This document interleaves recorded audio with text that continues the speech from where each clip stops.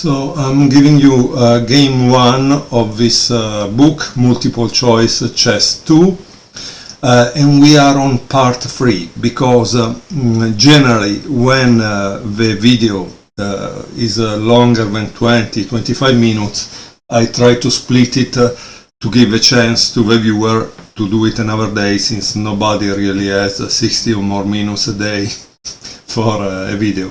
But you can watch them all one after another if you care. Okay, let me put the position back to what it was. We were at move 24. Okay, so this is the game Taimanov against Petrosian. It was played in Leningrad 1959. We are at move 24, so take out your little score sheet where you wrote the points you made up to now, because this video has 2 previous parts.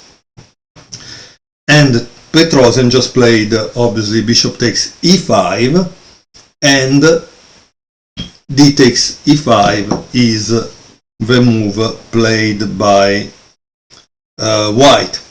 Okay? Now, Petrosian plays h5, and now you have 4 choices. The choices are knight d4, knight d6, queen takes d5, and f4. So let me repeat the choices: knight d4, knight d6, queen takes d5, f4. Which of these 4 moves do you choose? Okay? So knight d4 is tasty for 2 points, but the move that was actually played in the game was knight d6 and give you 3 points. Okay? And what happens here is that queen takes d5 prematurely grabs the d pawn, since bishop f3 set up a nasty fork. So if you do this, not a good idea, right? And that will cost you 2 points, so it's -2, okay? If you took the pawn on d5, you get a -2. And f4 is still good, but it just gives you 1 point, okay? So if you choose knight d4, it was 2 points, knight d6, 3 points. And now black plays queen e6. The question for white now is how to proceed. He has the better pawn structure, the more useful minor piece, greater development, and the slightly safer king. All well and good, but how to make the most of the various assets? So here you have 4 choices, okay? There is rook e3, okay? Rook hg1, f4, or f3. Which of these 4 moves are you going to choose? So remember, rook e3, rook hg1, f4, or f3. Your choice. So, rook e3 is set up a selection of possibilities and score 2 points. White can slowly round up the d pawn or invade down the c file at his leisure. The c file, sorry. Then there is the possibility rook hg1 is sufficient for 1 point, and also f4 gives you 1 point if you thought of them, okay? While if you thought to play f3, you lose 1 point, okay? So the move played by Taimanov was rook e3. If you choose that, you got 2 points, okay? After that there is rook a d8, and once more here you have 4 choices. The choices are queen d3, rook d3, f3, or rook c1. So rook c1, okay, f3, rook d3, or queen d3. Which one of these 4 do you choose? So here it says that the best move which scores 3 points is rook c1. So if you choose that, you score 3 points. If instead you choose queen d3 or f3, you get only 1 point. And the move rook d3 is not so good, because after queen takes e5, rook takes d5, maintain equality, so it fails to score anything. Okay.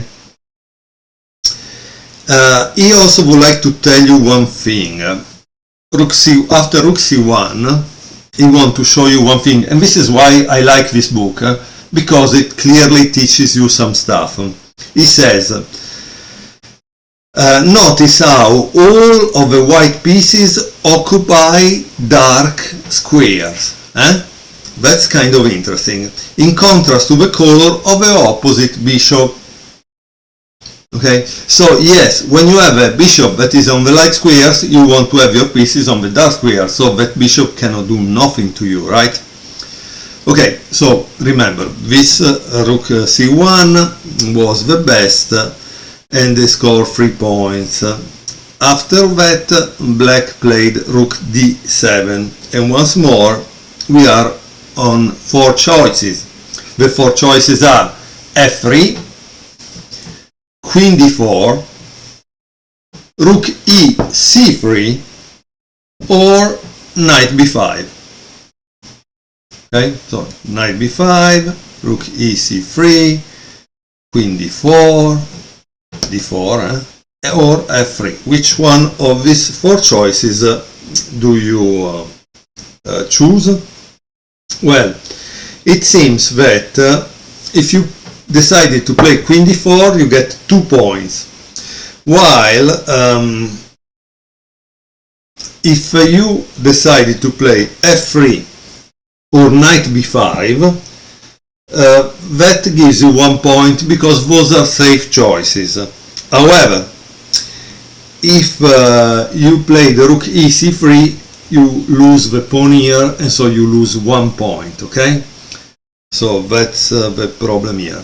So queen d4 makes sense. And do you know why it makes sense? Once more, watch that they are all on dark squares, watch that it's supporting this pawn on dark squares, and this is the prophylaxis. Practically before attacking something, you want to have everything hyper protected, right? To be sure that you don't lose it, especially because sometimes they are important. They have an important square that they are occupying. Okay, so queen d4 was 2 points. Now, after queen d4, black plays bishop h3. Interesting move, right? So here you have 4 choices.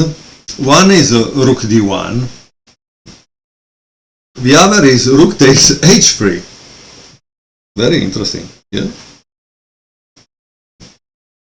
Then we have knight takes f7. Wow, ooh, wow, ding, ding, very good, interesting. But the problem is that there is that, right? So, and rook f3.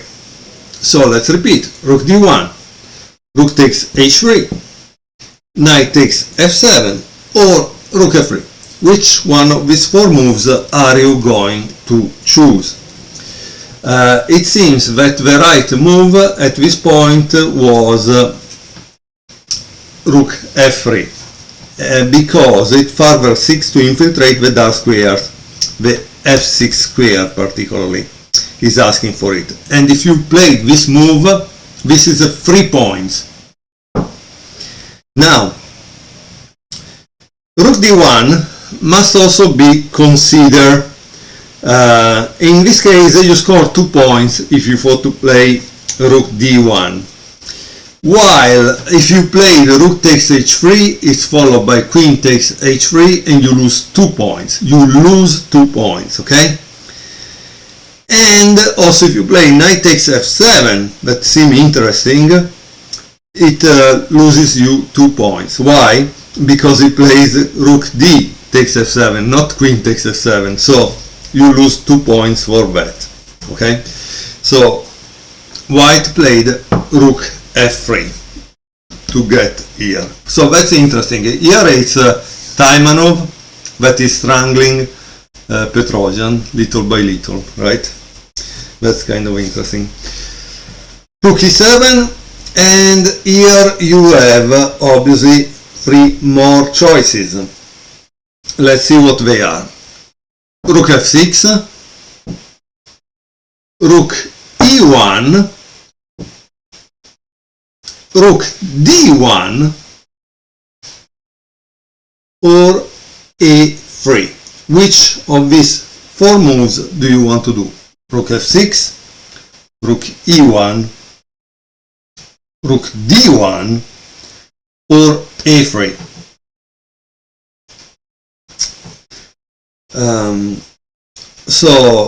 He says here that I certainly hinted that the white rook might be heading for f6, but not at the price of the e5 pawn. So if you played rook f6 -1, you must take away 1 point, because next he plays is queen takes e5.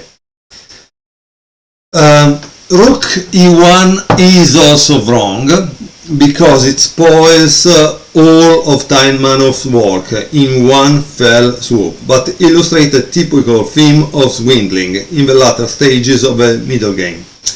So if you played rook e1, you must take away 3 points, you lose 3 points. Why? Because there is this. Practically, clearly, here there is a back rank mate. If you make rook e1, it's not defending that rook, so this takes, if you take, checkmate. Right? Not checkmate, because you can play queen d1 and then rook takes d1, checkmate. But it's over, right? So rook e1 is 3 points. But also rook d1 is bad. Why? Because there is bishop g4. Come on, this was easy, right? That's why I told you in the previous moves, notice how all the white pieces are on the dark squares, right? So that's the point. At this point, there is one move that is very, very important. Which is what? It's a3. This move gives you, let's see how many points.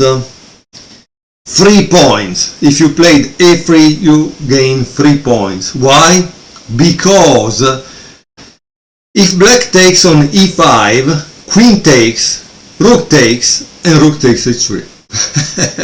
And white has won 1 piece, right? So that's great, practically. And with a3, now you can actually play rook e1, because there is no the back rank mate anymore, right? So that's a possibility. So that's why a3 gives you 3 points. Okay, and however it says a further bonus point is if you are fully aware that black couldn't immediately take on e5. So if you thought that, you are right. After a3, black played rook d8, and here we have the following choices: rook f c3, rook f6, knight b5, or rook e1. Which of these choices? Rook f c3, rook f6, knight b5, or rook e1. Which one of these 4 moves would you play? So if you decided rook f6 was the move, please add 2 to your score, because it adds directly for an assault, right? So that's kind of interesting. But you can also have one added point if you made a calculation after this. So if you calculated this takes, and knight takes, 1 point more. Okay, instead of 2 you get 3. Let's see the other one. It says 1 point for indirectly defending the d pawn with knight b5. Okay, because if you play tac, and rook takes h3, so you cannot really take on e5. But if you played rook e1, then that was a mistake and you lose a point for this. So if you thought rook e1 was the move, you're wrong. Why it's wrong? Because rook takes d6, e takes d6, queen takes e1, check, and then of course you have king a2, but it's too late. So that's a mistake, right? So you take away 1 point. And if you played rook f c3, that's also a mistake because you lose the pawn e5.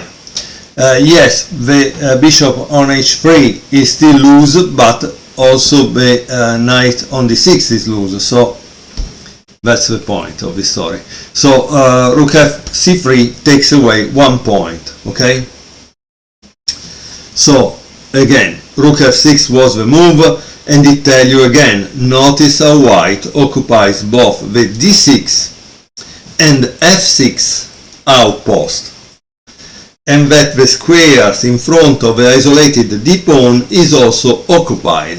So isolated d pawn occupied square, because when there is an enemy that has an isolated d pawn, you want to be in control of the square in front of the isolated d pawn, so you cannot push it, they cannot push it, right? Because more they push it and more becomes a problem. Okay, so what else does it say? Here white has demonstrated why his knight can triumph over a bishop. So in this case, in this game, what you are learning is also that the knight is better than the bishop, in this case, okay? In this position. Now, what did black play after rook f6? He played queen g4. And of course, now you have 4 more choices, right? The 4 more choices are f4, rook f4, queen takes g4, or queen takes d5. So which one do you like more? Queen takes d5, queen takes g4, rook f4, or f4. So here it says that f4 and queen takes g4 are reasonable moves, so you get 1 point. While rook f4 scores 0 because it's not so good, but the move played in the game was queen takes d5, and after queen takes d5 you get 2 points because it's a very strong move, right? Why is a strong move? Eliminate the isolated pawn, and then there is a strong attack here, right? So that's the important thing. However, you lose this. After all, you know, in order to get something, you have to give something sometimes. Now, here there are 4 more choices, and we are nearly at the end of the game, so bear with me, because the game will last just 3 moves more. And that's great, right? Because I really wanted to go to do something else, but this game was very long. Honestly, it's a nice game. It's a nice game. Okay, so after queen takes h4, you have 4 choices. One is knight takes f7. The other is rook takes f7. So, knight takes f7, rook takes f7, or rook takes g6. Wow! And then, of course, there is also e6. This is a possibility. So, which of these four moves did you play? Obviously, rook takes g6 merits 2 points with one extra if you saw that this was a threat when you capture on d5 with the queen. So, when you play queen takes d5, you immediately realize that this was pin and you could take that. Instead of 2 points, you get 3. Okay? Now, what about the other moves? So, capturing on f7 backfires badly in all the situation. Knight takes f7, rook takes d5.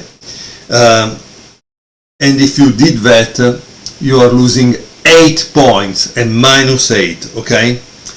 If instead you did rook takes f7, also that is not so good, because there is rook takes d6.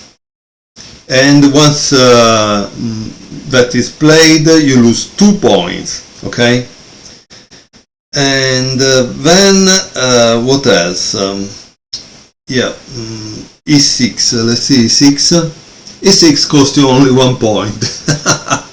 Okay, so obviously this was the move to play. It makes sense because this is pin, and now you can really start to make a big damage here. After rook takes g6 there was king f8, and here there are some beautiful variation if black plays king h7, but I don't want to give them to you since I think you should analyze them by yourself. Keep in mind that this variation could have this incredible move. So be careful. Eventually, if you like it, analyze them for yourself. Okay? Okay, so next. After king f8, we have 4 possible moves. Sorry. Knight f5, rook f6, queen f3, or rook e1.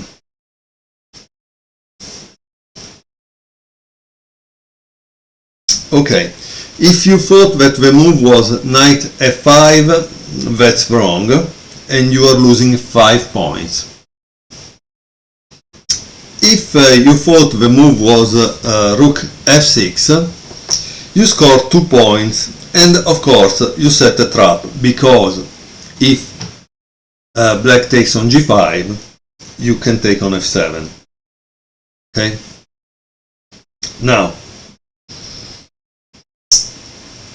if you thought the move was queen f3, well, it seems you were right, because at this point black was in time trouble, and it was difficult to find the right defense. Okay?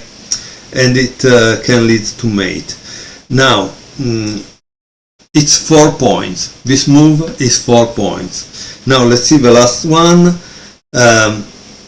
If you thought that the move was rook e1, you lost 5 points. Okay, sorry. Why you lose 5 points with rook e1? Because it takes on g6. So that's it. So queen f3 was the right move. Black continued with queen d4, and now we are going to the last move of the game, and I hope that you will enjoy it and find it right. What should you play now? Queen f6, queen takes h5, rook f6, or rook h6. So let's repeat. What would you play as white? Queen f6, queen takes h5, rook f6, or rook h6. Okay, so let's see. If you let's see, you could play queen f6 and you don't lose any points, but there is queen takes c5, so I'm not sure it's so good. Let's see, there is rook h6, queen takes f6, g takes f6, because there is a possible checkmate here.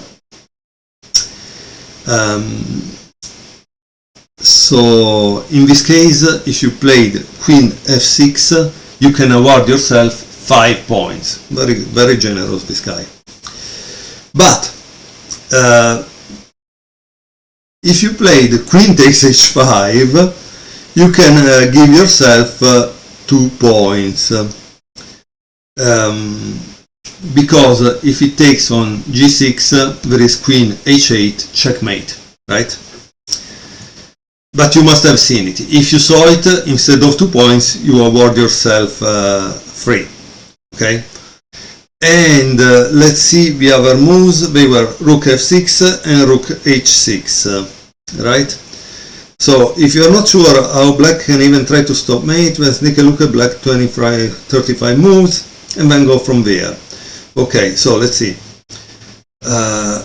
Rook takes d6. Queen h8. Okay, after this there are a lot of other possibilities, but it's always a checkmate here. I wanted to see. Yes, okay, I found it. So rook f6 score 1 point, and rook h6 transposes after queen takes e5, and then queen f6. There are 4 bonus points that you can get from that, okay? So that would be 4 bonus points if you work out the variations. So that's kind of very interesting. Here in the book he shows you the lines that bring to checkmate, so they are correct. Let's see how you did. We finally finished this game and we are at 26 minutes. Sorry for being so long. So if you score less than 14, let's see if I can show it to you here, okay? If you score less than 14, you could almost double the score if you stay clear of traps. If you stayed between 14 and 27, your score is healthy, but try to spend more time calculating the tactics. If you add 28 to 41, you are a well-rounded player. I hope your region assigned you up for the season. Okay. From 42 to 54, excellent play, a dangerous opponent, no doubt. And from 53 plus, you have thrive with the attacking masterpiece. What does it say? Yeah, you have thrive with this attacking masterpiece. Does your opening repertoire feature other lines with castling on opposite wings? So 55 plus was the maximum. Again, check your scores, guys, because the game is over and you did a great job if you were able to follow me for 3 games. So this was multiple choice chess volume 2 game 1. Hope you enjoyed. This was the last part. Thank you for watching.